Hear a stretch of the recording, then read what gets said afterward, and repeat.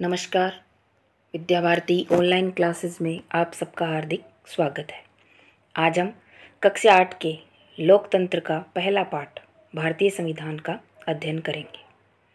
इस पाठ में प्रारंभ में फुटबॉल के खेल से बात शुरू की गई है तथा बताया गया है कि जब बच्चे खेल खेलते हैं तो उस खेल में किन किन नियमों का पालन किया जाता है, कौन कौन खिलाड़ी किन किन नियमों के आधार पर इस खेल को खेलता है। जैसा कि हम सब जानते हैं कि फुटबॉल के खेल में, जैसा कि नाम से ही पता है, फुट यानी कि पैरों से खेला जाने वाला खेल, तो इस खेल में हाथों का इस्तेमाल नहीं किया जाता और खिलाड़ी है वो पैरों से खेल करके इस खेल को जीतता या हारता है। केवल गोलकीपर अपने पैरों का और हाथों का दोनों का इस्तेमाल इस खेल में कर सकता है। इसके अलावा अगर किसी खिलाड़ी के द्वारा हाथों का उपयोग किया जाता है तो उसे फाउल या गलत माना जाता है। बात को खेल से प्रारंभ करने का और नियम बताने का तात्पर्य ये है कि जब खेल में हम नियम और कानून लगा करके किसी खेल को खेलते हैं तो वो विधिवत खेला जाता है। उसमें किसी भी प्रकार का असंतुलन खिलाड़ियों के मध्य नहीं होता, कोई भी अपनी मनमानी नहीं करता और जो नियम निर्धारित किए जाते हैं उनके आधार पर उस खेल को खेला जाता है। यहाँ ये बात कहने का तात्पर्य ये है कि जब खेल में हम नियम लगाते हैं तो भारत जैसे बहुत बड़े लोकतांत्रिक देश का संचालन जब किया जाता है, भारत से यहाँ मेरा तात्पर्य किसी भी देश से है कि जब किसी भी देश को की शासन व्यवस्था को चलाया जाता है तो उसके लिए नियम और कानून होने बहुत ज़रूरी होते हैं। अलग अलग खेल और अलग अलग नियम होते हैं। उसी प्रकार अलग अलग देशों की शासन पद्धतियाँ अलग होती है, उनके नियम कायदे अलग होते हैं। तो समाज में संतुलन बनाने के लिए और आपस में समन्वय स्थापित करने के लिए नियमों की आवश्यकता होती है और वे नियम हमारे संविधान के द्वारा हमें प्राप्त होते हैं। तो हम सामान्य रूप से अगर संविधान को परिभाषित करना चाहें तो हम कह सकते हैं संविधान नियमों और कानूनों का एक ऐसा लेखा जोखा है जो किसी भी देश की सरकार को या राज्य को उसकी प्रशासनिक व्यवस्था को संचालित करने के निर्देश देता है, वही संविधान कहलाता है। इसके पश्चात हम पुराने जो हमारी कक्षाएं हैं उनमें भी इन बातों का अध्ययन कर चुके हैं, संविधान से संबंधित बातों का। आज हम इस पाठ में ये अध्ययन करेंगे कि किसी भी देश को संविधान की आवश्यकता क्यों होती है। सबसे पहले हम इस चित्र के बारे में चर्चा कर लेते हैं। जैसा कि चित्र देख के पता चल रहा है कि यहाँ कोई ना कोई बैठक अवश्य हो रही है। जी हाँ, सही है ये। यहाँ हमारी जो राष्ट्रीय कांग्रेस थी, आप सबको पता भी होगा राष्ट्रीय कांग्रेस क्या थी। भारत देश का सबसे पहला राजनीतिक संगठन था ये, या दल था। हम अगर दल के बारे में बात करें तो भारत का पहला दल भारतीय राष्ट्रीय कांग्रेस थी। यहाँ राष्ट्रीय कांग्रेस का एक अधिवेशन चल रहा है जो 1934 में था।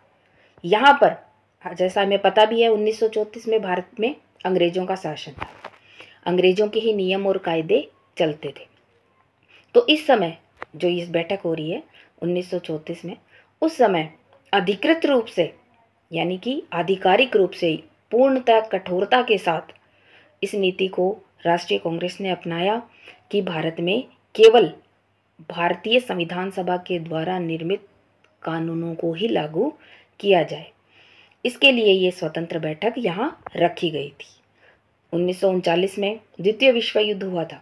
उस समय कांग्रेस और भारत दोनों ने ही संविधान सभा की मांग को पूरे जोर के साथ अंग्रेजों के समक्ष रखा था और उसका परिणाम हमें जल्दी ही देखने को मिला और 1946 में संविधान सभा का गठन किया गया। उसके पश्चात दिसंबर 1946 से नवंबर 1949 के बीच संविधान सभा ने पूरे भारत के लिए एक संविधान का प्रारूप तैयार किया और 150 वर्ष की अंग्रेजी हुकूमत के बाद भारतीयों को आखिरकार अपनी नियति और भविष्य तय करने का मौका मिला, यानी संविधान का निर्माण करने का अवसर उन्हें प्राप्त हुआ। और जैसा हम सब जानते भी हैं 1949 में हमारे संविधान को अंगीकृत किया गया और 50 से पूरे देश में संविधान को लागू किया गया, जिसे आज हम गणतंत्र दिवस के रूप में मनाते हैं। अब पाठ का प्रारंभ करते हैं कि किसी भी देश को संविधान की आवश्यकता क्यों पड़ती है।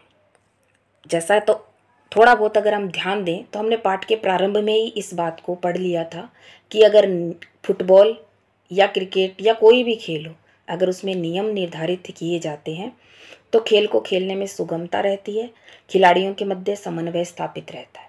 वही बात संविधान की होती है कि किसी भी देश को संविधान की आवश्यकता इसलिए पड़ती है कि उस देश में समन्वय स्थापित रह सके, उसकी एकता और अखंडता को किसी भी प्रकार का खतरा उत्पन्न न हो। आज हम पाठ प्रारंभ करते हैं। आज दुनिया के ज़्यादातर देशों के पास अपना संविधान है। आमतौर पर सभी लोकतांत्रिक देशों के बारे में ये उम्मीद की जा सकती है कि उनके पास एक संविधान होगा।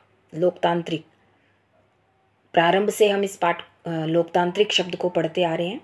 अब्राहम लिंकन की परिभाषा है, जनता का, जनता के द्वारा, जनता के लिए जो शासन होता है वो लोकतंत्र कहलाता है। यानी जनता अपने उम्मीदवारों के माध्यम से पहले उम्मीदवारों का चयन करती है और वे उम्मीदवार उनके प्रति उत्तरदायित्व निभाते हुए उनकी तरफ से शासन संचालन करते हैं। लोकतंत्र और संविधान दोनों ही एक दूसरे के पूरक हैं कि लगभग देश, दुनिया के सभी लोकतांत्रिक देशों के पास उनका संविधान होता है।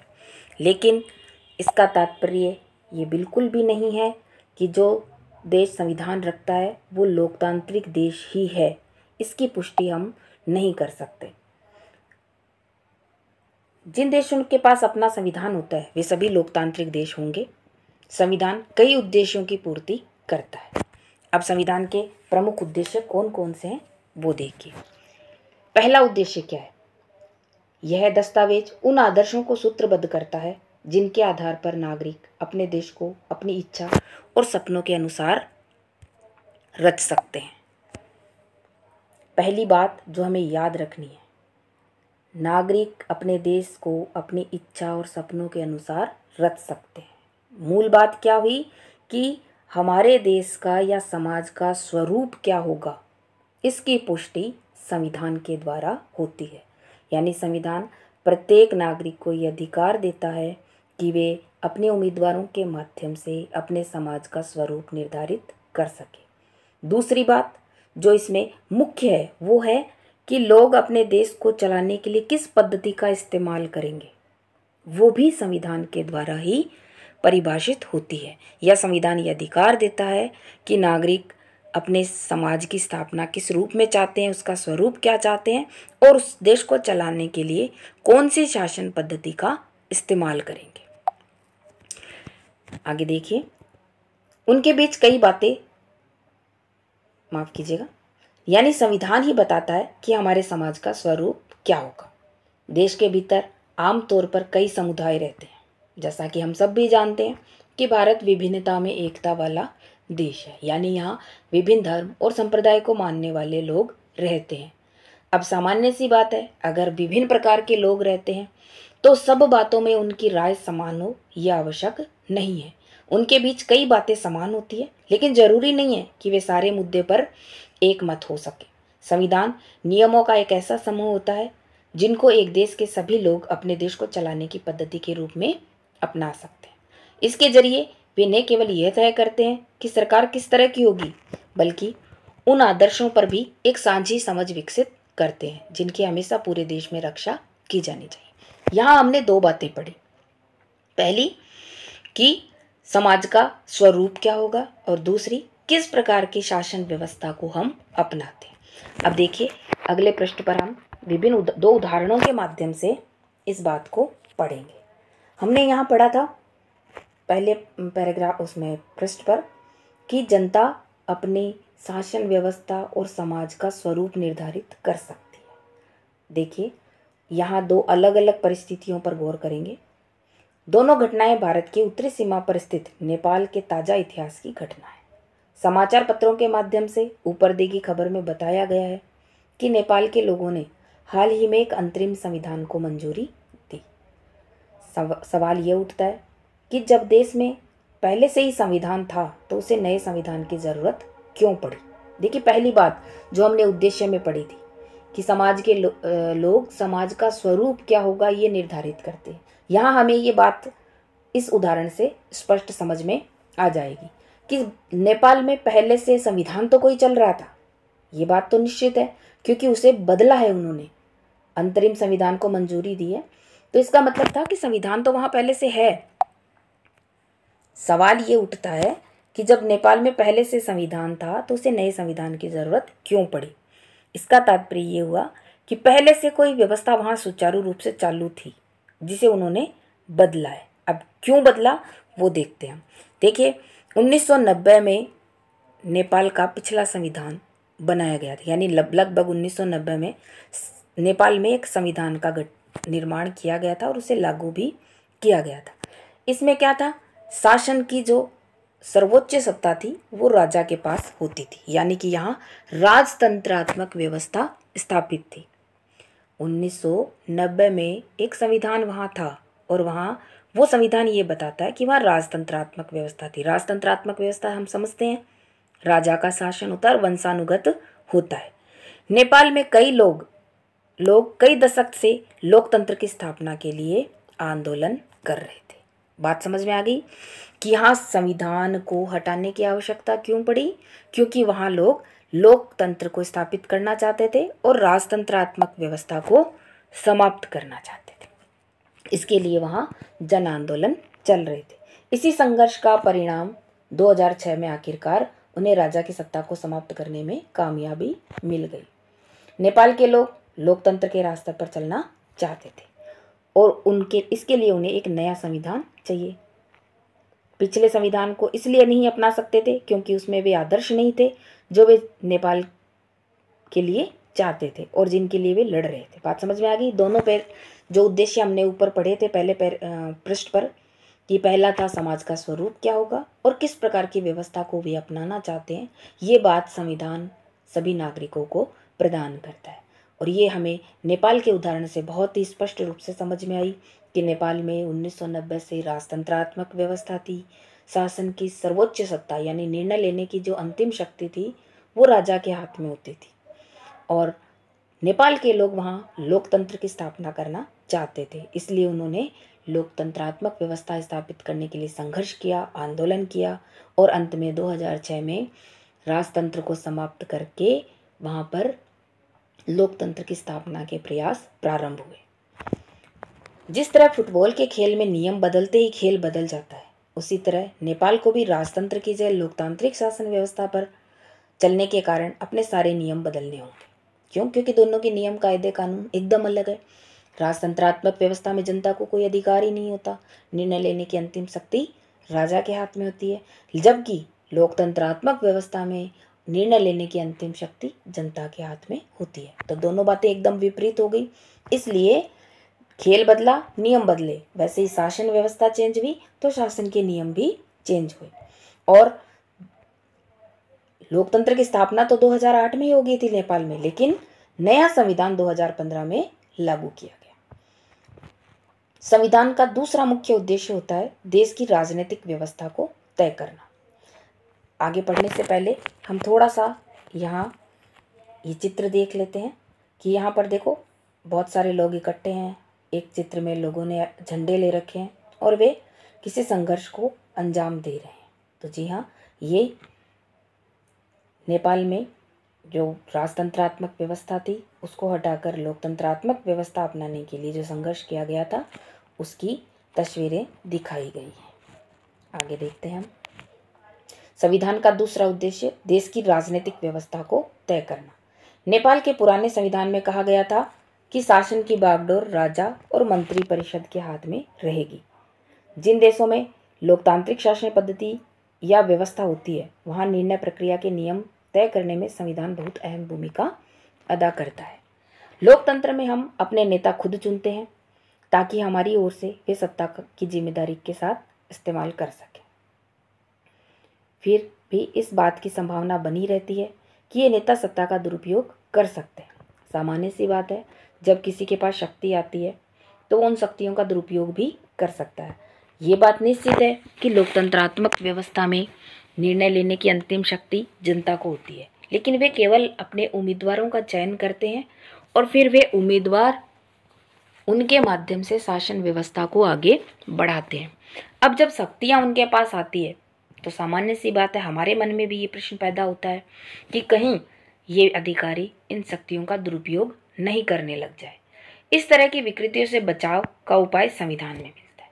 तो इसलिए भी हमें संविधान की आवश्यकता होती है कि जिन नेताओं को हमने शक्तियां प्रदान की हैं, कहीं वे नेता इन शक्तियों का दुरुपयोग नहीं करने लग जाए। राजनेताओं द्वारा सत्ता के इस दुरुपयोग से लोगों के साथ भारी अन्याय हो सकता है। देखिए, नीचे एक चित्र दिया गया है जिसमें इस बात को बहुत ही अच्छे तरीके से समझाने का प्रयास किया गया है कि किस प्रकार जब किसी व्यक्ति के पास शक्तियाँ आती है तो वो उनका दुरुपयोग कर सकता है। इसमें एक कक्षा का चित्र दिखाया गया है जिसमें एक मॉनिटर है जिसका नाम सुरेश है। मैडम बाहर जाती है तो उस मॉनिटर को पूरी क्लास की व्यवस्था संभालने के लिए कहती है। अब चूंकि सुरेश मौके का फ़ायदा उठाना चाहता है और लोगों को तंग करना चाहता है, तो वो क्या करता है, बिना वजह किसी बच्चे का नाम या शिकायत मैडम से करता है। और चूंकि शक्तियाँ उसके पास है तो मैडम ने भी क्या किया, बात की तहकीकात करने की वजह उसकी बात मानी और एक बच्चे को जिसकी शिकायत उसने की थी उसको पनिशमेंट दिया। तो यहाँ हमारे मन में प्रश्न आया ना कि इस बच्चे के पास शक्तियाँ थी मॉनिटर की, तो उसने उनका दुरुपयोग किया। तो ठीक इसी प्रकार जब किसी मंत्री या अधिकारी के पास शक्तियाँ बढ़ती है तो वो भी उनका दुरुपयोग कर सकता है। तो अब उन दुरुपयोगों को रोकने के लिए भी हमें संविधान की आवश्यकता पड़ती है। लोकतांत्रिक समाज में प्राय संविधान ही ऐसे नियम तय करता है जिनके द्वारा राजनेताओं के हाथों सत्ता के दुरुपयोग को रोका जा सकता है। भारतीय संविधान में ऐसे बहुत सारे कानून मौलिक अधिकारों वाले खंड में दिए गए हैं। 7वीं कक्षा में हमने दलित लेखक ओम प्रकाश वाल्मीकि के अनुभवों की याद है, यानी हमने वहाँ भी ये पढ़ा था कि ओम प्रकाश को दलित होने के कारण किस तरह से भेदभाव का सामना करना पड़ा। वहीं हमने पढ़ा कि भारतीय संविधान देश के सभी व्यक्तियों को समानता का अधिकार प्रदान करता है। हमारा संविधान कहता है धर्म, नस्ल, जाति, लिंग और जन्म स्थान के आधार पर देश के किसी भी नागरिक के साथ भेदभाव नहीं किया जा सकता। इस प्रकार समानता का अधिकार भारतीय संविधान में एक मौलिक अधिकार है। कहने का तात्पर्य ये है कि संविधान देश में किसी भी प्रकार का कोई अन्याय न हो, किसी के साथ किसी भी प्रकार का कोई भेदभाव नहीं हो, व्यक्ति अपनी शक्तियों का दुरुपयोग नहीं करे, इन सब की व्यवस्था संविधान के माध्यम से हो सकती है। इसलिए भी हमें संविधान की आवश्यकता पड़ती है।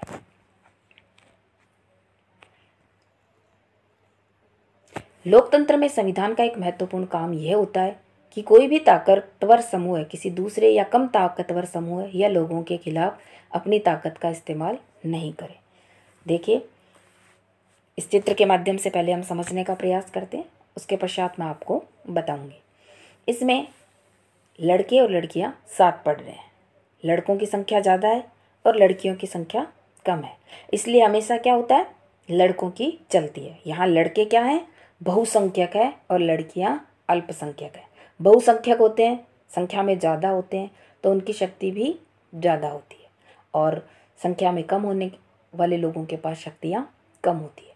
तो यहाँ क्या होता है, बच्चे आपस में लड़ते हैं, लड़कियाँ कुछ और खेलना चाहती है और जबकि लड़के कुछ और खेलना पसंद करते हैं। जब इसकी शिकायत शिक्षक के पास जाती है तो शिक्षक क्या करता है, दोनों को हाथ उठा करके, हम करते हैं ना क्लास में, कई बार वोटिंग होती है, कोई कहता है ये काम करो और कोई ये, तब हम क्या करते हैं, क्लास को आधा आधा बांट कर उनके साथ हाथ उठा के जो संख्या ज़्यादा होती है वही खेल खेलना पसंद करते हैं। तो इनके साथ भी वही हुआ कि शिक्षक ने हाथ उठा करके वोटिंग करवाई, चूँकि लड़के ज़्यादा थे इसलिए लड़के जीत गए, और वो जो खेलना चाहते थे वही खेल खेलना लड़कियों को भी सहन करना पड़ा। तो बात क्या समझ में आई कि बहुसंख्यक लोग ताकतवर होते हैं तो वो अपनी शक्तियों का दुरुपयोग करके अल्पसंख्यक समुदाय को परेशान नहीं करे, इसकी व्यवस्था भी संविधान के माध्यम से ही हो सकती है। इस तरह के अस्वस्थ हालात लोकतांत्रिक समाजों में भी पैदा हो सकते हैं, जहां बहुमत वाला गुट लगातार ऐसे फैसले लागू करता रहता है जिनमें अल्पसंख्यकों की सहमति नहीं होती और उनका नुकसान होता है। जैसा कि इस चित्र से भी हमने देखा कि बहुमत की निरंकुशता का खतरा हर समाज में बना रहता है।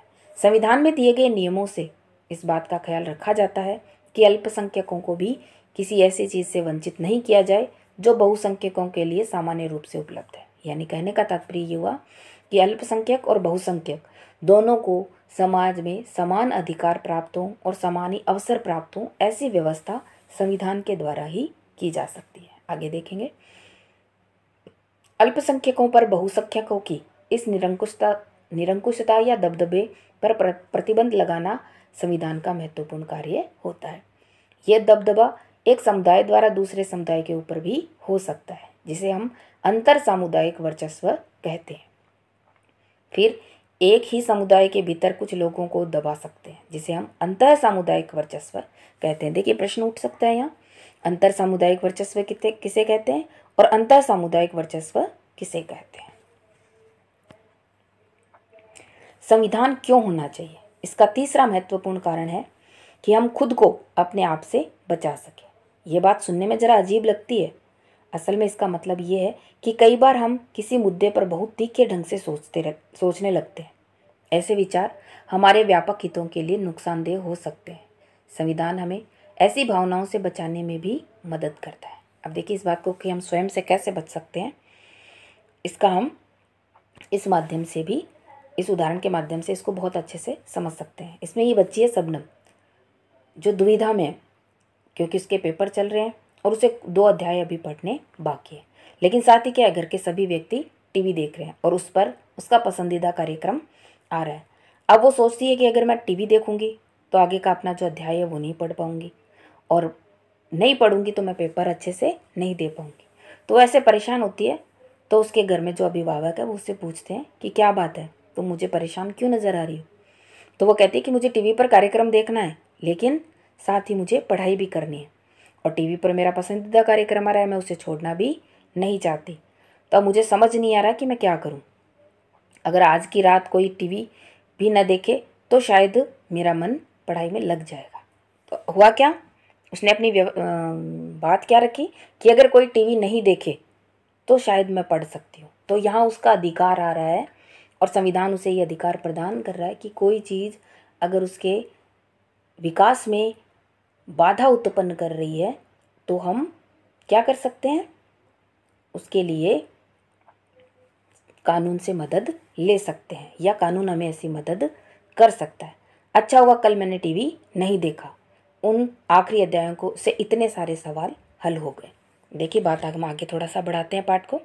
संविधान हमें ऐसे फैसले लेने से भी रोकता है जिससे उन बड़े सिद्धांतों को ठेस पहुंच सकती है जिनमें देश आस्था रखता है। उदाहरण के तौर पर हो सकता है कि लोकतंत्र को मानने वाले अधिकांश लोग गंभीरता से महसूस करने लगे कि दलगत राजनीति यानी पार्टी पॉलिटिक्स बहुत विकृत हो चुकी है, इसलिए अब चीज़ों को दुरुस्त करने के लिए किसी तानाशाह को ही शासन सौंप देना चाहिए या फौजी शासन हो जाना चाहिए। बात समझ में आ रही है यहाँ कि कई बार क्या होता है कि पार्टी राजनीति जब होती है तो उसमें पार्टी सिस्टम है, हम जानते हैं बहुदलीय व्यवस्था है। अब जब पार्टियां आपस में लड़ने झगड़ने लग जाती है और अपने स्वार्थों से ऊपर उठकर देश के विकास की ओर नहीं सोचती है, तब कई बार हमारे मन में ये आ जाता है कि ऐसी शासन व्यवस्था से अच्छा तानाशाही शासन होना चाहिए, यानी एक व्यक्ति जबरदस्ती उन अधिकारों को लागू करवा सकता है। तो ये बात सोचने के लिए तो कुछ समय के लिए तो हमारे मन में अच्छी लग सकती है, लेकिन इसके परिणाम दूरगामी परिणाम है वो हमेशा क्या होते हैं, नुकसानदेह होते हैं।